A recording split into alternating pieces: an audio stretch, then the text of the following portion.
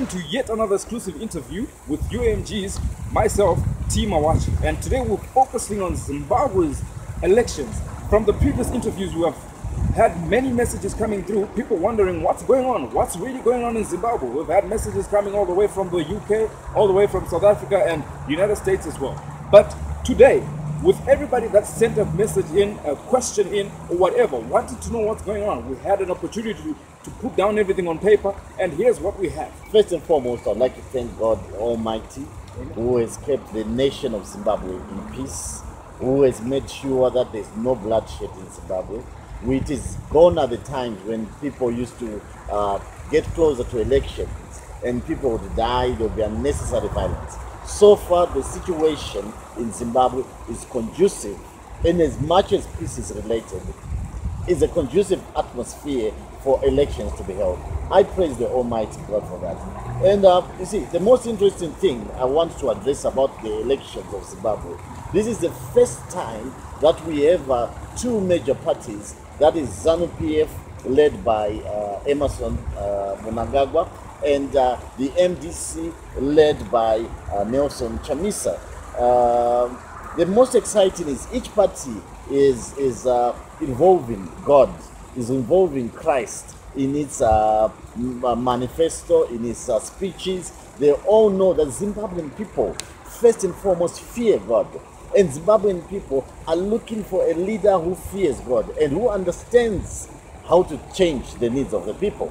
So that is what I want to say firstly, before I get deep into the issues. So, however, anyway, coming to the issues that you are addressing, I want to first see on the ZANU-PF side how ZANU-PF has been conducting its system in elections.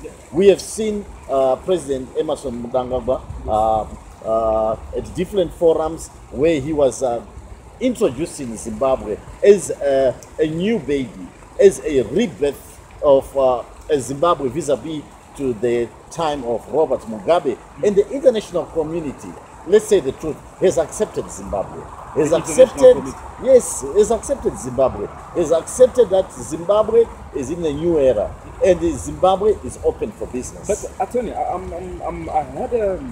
we recently saw President Mugabe's. He had an interview on ITV, the recent one whereby he was by his house, at his home. He said, concerning the issue of Zimbabwe itself, Zimbabwe getting other relationships, getting in relationships with Britain and all that, but he emphasized on something. He said if Britain can keep its distance on Zimbabwean political system, do you think that Mugabe can still have an impact on what Mnangagwa is doing? No, look here. Robert Mugabe had his time to be president, and he was there for 37 years. And he had a lot of time to do a lot of nice things for Zimbabwe. You know, the irony about it, Robert Mugabe had a policy that he doesn't want foreign journalists, but now that he's been removed from power, he's the best man to invite foreign journalists into his house, and he welcomed them. Something he had denied the opposition, something he had denied other political parties, something he had denied the people of Zimbabwe. He didn't want the world to see what was happening. But now that he realizes that only the global system can create a new Zimbabwean atmosphere, is when he's trying to cry the hue and cry system. It doesn't work now. Robert Mugabe is of no relevance in the new Zimbabwe. Robert Mugabe has lost relevance in African politics. He was at one time a very great person, but he's lost it all. He still wants to be in power. He's coming with the NPF. He's coming shadowed by the Mutiniris, saying that they formed a political party with the G40s. It's Robert Mugabe, but he still wants to cling to power. Do you think, I mean, from his recent interview, he was saying he's done it with politics. He was even saying he's even willing to be helping Mnangagwa. He is not done it. That's why he's on TV. He still wants to be in politics. That's why he likes shining all over on cameras. He enjoys that. He's a person who's always enjoyed the camera, but now the camera was off him. So he will play any game to be on the camera system. Before I turn, I'm sorry to cut you on that. Before we even enter into what the viewers at home are asking and these questions that I have here, I've got my own personal question. I'm worried about Mugabe says he wasn't alone. I took an extract. For the errors that were made, for the problems that Zimbabwe has now, there can really be only one person to blame, and that is Robert Mugabe. No, just one person. How can you say one person? One person was leading a party, and the party had its own program. But we weren't that bad. He says other people were involved. What do you think about it? Look here. I'll give you an example. Right. A bus is driven by one bus driver. A bus may have a conductor. It may have other people in the bus. But the main person in charge of the bus is the bus driver. Robert Mugabe was the bus driver of Zimbabwe. He was the one who knew the way he wanted to take Zimbabwe. And apparently he was taking Zimbabwe to a downhill. He was taking Zimbabwe to a very serious disaster. And this is evident to his policies. This is evident to the things he's done. Well, he also said further to that, he also said, oh, I'm not the only one who destroyed Zimbabwe. I was with others. I mean, others whom you were leading. And remember, it's the leaders' policies. Remember, I was explaining to you the last interview that, you can have a company with the same workers, but once they change the management, the same people can produce different results. So this is exactly what I'm saying, that with Emmerson Mnangagwa, so far we've seen a lot of distancing from the Mugabe policies, a bit of sympathy from the international community. Zimbabwe has been accepted more by the international community vis-a-vis the time of Robert Mugabe, where Robert Mugabe ruled by and Robert Mugabe used his electoral language and his good accent to make people in the UN applaud him. Why is he was saying rubbish and total nonsense, which destroyed the economy, which destroyed the people of Zimbabwe. And also Robert Mugabe talks that he doesn't want to talk about the issue of Gukurahundi, saying that they had weapons. He's a crazy man. That issue has to be addressed. The people of Matabeleland need the Gukurahundi addressed. People died. There are people who don't know where their loved ones were buried.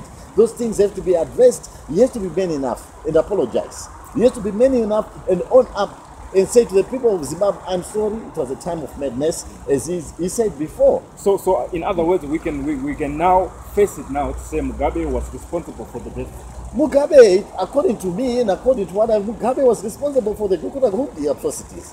Yes, whoever went then, was ever with him, it's nothing that he can. It's him who gave the order. He was the commander-in-chief. He is the one who's responsible. Let him not try and involve, say, no, but I sent, you sent, but it is you who gave the order. So Robert Mugabe is purely guilty for the Gukurahundi, and if he keeps on denying this, he's going to go down the history book as a butcher, butcherman. Apostle, attorney, if I should say. Recently, I saw an extract on BBC, BBC International News, and I believe they were speaking of this Gukurahundi incident. We noticed that this footage is now being released now. Why wasn't it released during the time of Mugabe, but they now want to release it now? Of course, look here, there are sort of things and, that... I'm sorry, but do you think it's going to cause any changes? Are they going to be the victims or the relatives of the ones that were victimized by Mugabe's regime, by Mugabe's people? Will they ever get to a point where they will see Mugabe himself saying, I apologize? Well, I wish if Mugabe would apologize for the Gukurahundi atrocities. And you know why people do not see these videos? Because Mugabe controlled the media in Zimbabwe.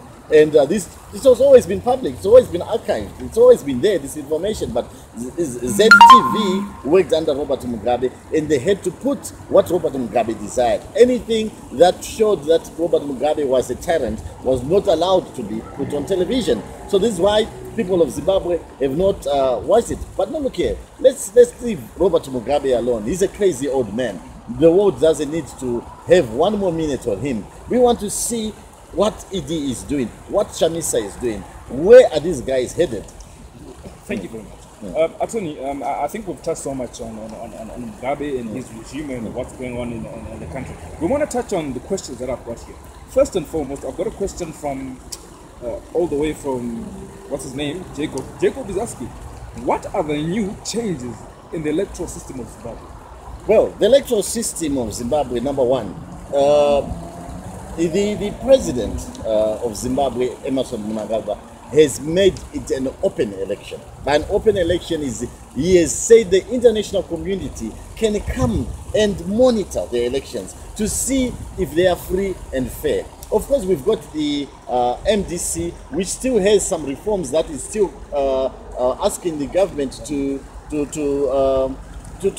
verify as the ballot papers, which kinds of papers are going to be used, how are the papers, where are the papers going to be found. Those issues, I think the two parties are talking on those issues. But on the major electoral reforms, I believe the parties are happy and Zimbabweans are ready for a peaceful election. Of course, there's another issue of the involvement of the army, which the MDC say, no, are we going to have an army which is backing another political party? Well, I believe it's an issue that's going to be resolved. But personally speaking, I believe that the army should not be involved in the current politics of Zimbabwe as we go to the elections. The things should be done in a way that is free and transparent to the whole world and to everyone. And so far, the strategy that has been there, which I have seen, the MDC has been campaigning, going all over, and the ZANU-PF has been campaigning in a different way. You see, in a different way from what the MDC is saying. Why ZANU-PF is not campaigning? It is campaigning. They've got a cell system. They know their voters. They know who's going to vote. Unlike MDC, MDC knows a crowd. Now, the problem with a crowd does not give you data. A crowd does not give you information. Yes. Information comes from knowing who your voters are. And ZANU-PF has done that. ZANU-PF knows. They know the numbers of their voters. They know who's the electorate. Okay. And let me tell you, Albert Einstein says that elections are won only because someone is experienced and someone has achieved wisdom over some time. Now, this is one thing I'm seeing MDC lacking. MDC is lacking some form of experience, some form of wisdom. It's got the crowds, I understand. We've seen him. It's got the people who are there at the crowd. But now, what is it that it's lacking? It's lacking strategy. Strategy of what is it that you are these people going to vote? Are they registered voters? Or are they just hungry people who are looking for someone to say words to them, to cry for them, to say things that will make them feel better when they sleep at night? Now, that is the mistake they are doing. I think the MDC should have looked for some advisors, mature advisors, to try and advise Chamisa on how to go about it. Speaking of Nelson Chamisa, we've seen Nelson Chamisa tell the people in the rural areas that he wants to put bullet trains. What is that all about? Well, see, Nelson Chamisa, that's what I'm saying. He's got a vision. I believe he's someone who's been here in South Africa and seen the bullet trains. Recently, in the next 2-3 years. Ngapha nezitima kwani chakaitwa ngwena wokuti wakoma. Vakaona jena nezitima zediesel. Ndikati kudhara iwewe. Chief. Kana usina zokulonja regera.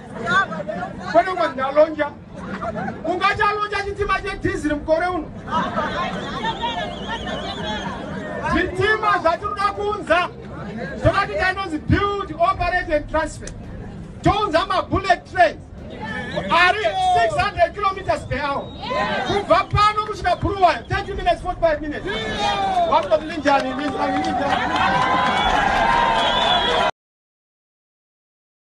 Thank you, Arjun. Thank you so much. We're chasing we're running against time. We've got another question. I think these questions we're just going to double them up and come up with a final answer. I've heard this man is saying MDCT breakdown.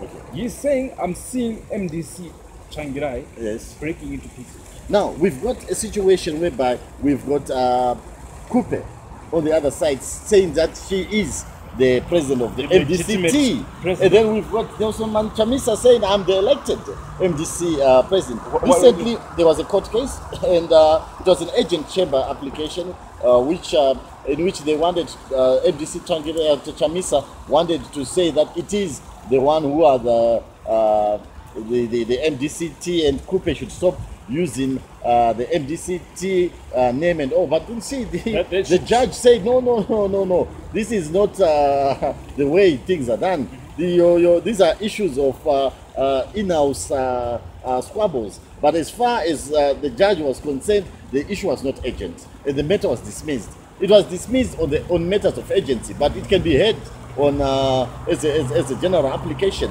But now, it means now, right now, we've got two MDC parties, which are running. One by Kupe, one by Chamisa. I hear that they're trying to have talks to try and find a way, but as it looks, it's a mess. It is a big mess for Chamisa. This is why I keep on saying Chamisa is lacking one thing. He's lacking the thing called maturity in politics. He hasn't gained that. He just needs a couple of advisors who will come to him and nurture him. You know, the Romans did it. You know, the kings who were supposed to be kings at 18 years, but they would not go on the throne. They would be nurtured by other people who knew and who were more mature in politics. I'm not taking anything away from Nelson Chamisa. He's a very bright man. He's a good leader. But I'm sorry to cut you, Attorney.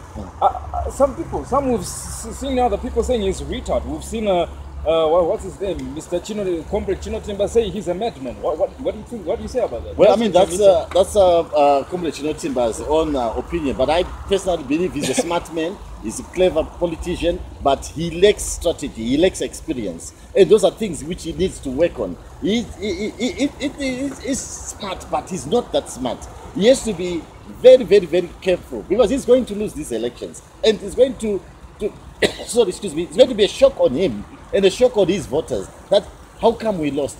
They lose simply because they are depending on crowds. Crowds do not form data information.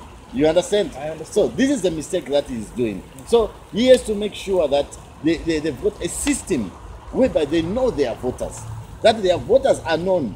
Like ZANU-PF, it knows his voters. It knows who's going to vote. It doesn't have to go and the masquerade. When they go to those churches, and those are their voters. Those are people who are going to vote. Those are people on the voters' roll. Unlike them, they go to a crowd where there are a lot of conductors who are there who have not registered, who do not have IDs. You see, and the crowd, they're just hungry people who are crying. You want help from them. And are saying we need help, but they need help, but they don't have the things that are needed to make them head. I think you've answered that very well. And this one is a message that was done by Mandla, and I believe Mandla has found a reason to vote for which party he desires. We come down to the last question we have. And this question says, the return of Mugabe. Is Mugabe back in the political sector?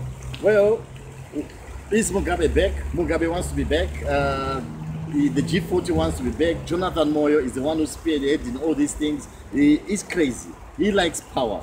You know, we have crazy people in each and every time. Now we have Alicia Lumumba, is his name, this young boy. He's the same like Jonathan Moyo. He's crazy. He doesn't know which party to support. He doesn't know. He's just like Jonathan Moyo.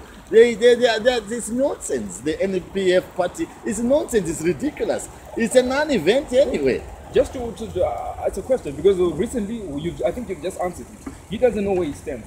We recently had an extract where he tweeted another MDC message on Twitter, and we were wondering, which side is he on? Is he on ZANU-PF or MDC? You mean Jonathan Moyo? No, Lumumba. Oh, Lumumba is a crazy young man. He doesn't know what he's doing. One day he's supporting the MDC, the other day he's opening his own party, the other day he's fired from his own party, the other day he's at Muchinkuri's house, he's doing this, the other day he's saying, no, these are stupid people. He's a crazy young man. He's just like Jonathan Moyo, a chameleon. He's just a pure chameleon, a bright man with talent. What a waste of talent. What a shame to have people like that. So in other words, we can say S. Lumumba has just destroyed his reputation. He's just a non-event. He's just a smart boy who just got the wrong direction, who doesn't have wise people to say, no, young man, slow down. This is how you do things. He's just a fast boy for nothing, an eloquent young Mugabe, a silly young boy who really needs maturity in his thing. For if you were to ask me, you should stop politics and go into comics, like how Joshua Ngube. That is where he belongs. That's what I think. Leave politics. Leave politics, get into comedy. It's pretty funny. Yes. Thank you very much, Attorney. Attorney. Yes. I think you've answered most of the questions we had on our program today. And we believe one of the things that we would like to speak to the viewers about. If you think you can come in and have a chat with the attorney and Put on your own views and tell the nation of Zimbabwe what you think about Zimbabwean politics now that we're getting into a period where Zimbabwe is going to be facing its change, its ultimate change in the political sector with the elections. If you think you can come up, visit our website, or you can just like or comment just down on the commentary box and email us. We are ready to have you on our program, and we would like to thank our resident attorney, Mr. Nyasha Mapanzure.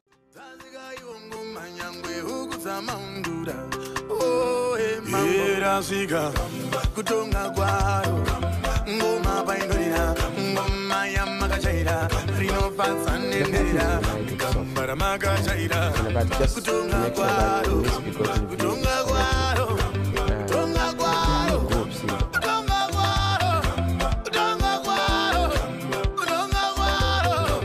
Are you a hungry?